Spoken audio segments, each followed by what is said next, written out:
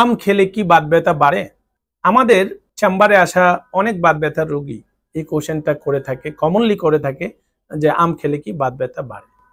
বিজ্ঞানীরা দেখেছেন যে আমের মধ্যে beta carotene, vitamin C, polyphenol, mangiferin, antioxidant থাকে যা শরীরের জন্য উপকারী।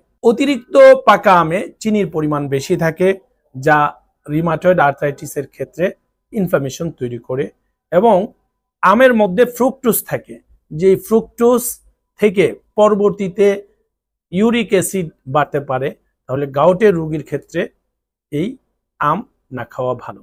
তাহলে এই কোশ্চেনের সামারিতে আমরা আসি, যারা সুস্থ মানুষ তাদের ক্ষেত্রে আম খেলে বাত ব্যথা তৈরি হবে না।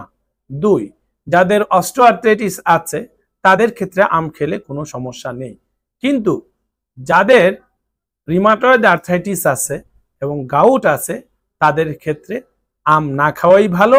তারপরেও যদি খেতে চাই একদিনে একটা ছোট আমের বেশি যাতে না খায়।